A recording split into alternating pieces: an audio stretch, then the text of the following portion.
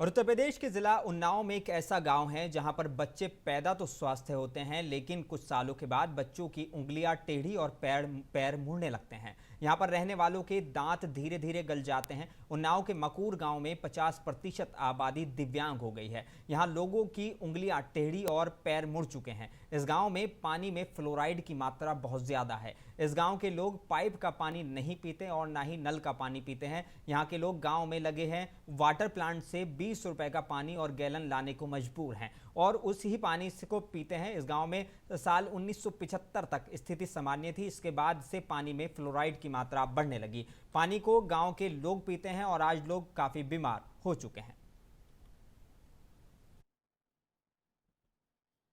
पानी की दिक्कत तो बहुत ज़्यादा है, क्योंकि यहाँ विकलांग हो जाते हैं गांव पानी पीने से। फ्लोराइड ज़्यादा % है और पानी की व्यवस्था सन 80 से की जा रही है।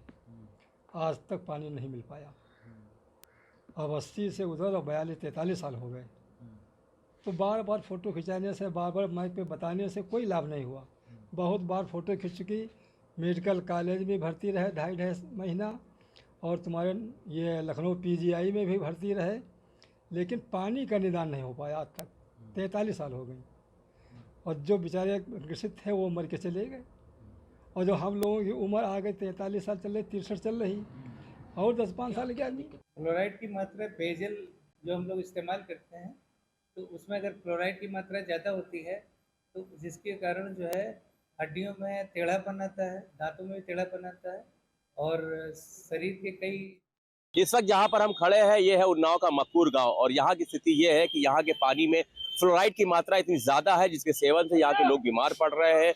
बच्चों के दांत खराब हो रहे हैं, उनको पोलियो हो रहा है और कहीं ना कहीं हड्डियां टेढ़ी हो रही है। साथ ही साथ कैंसर जैसी गंभीर बीमारियों से लोग ग्रसित हो रहे हैं। जब हमारी बात यहाँ के लोगों से हुई है, उनका साफ तौर पे कहना है, नाराजगी है कि प्रशासन उनकी सुध नहीं लेता है। 1974 से पहले यहाँ का पानी सही था, लेकिन जैसे जैसे फैक्ट्री का आगमन यहाँ पर हुआ है वैसे वैसे यहाँ के पानी में जहर घुलना शुरू हो गया है।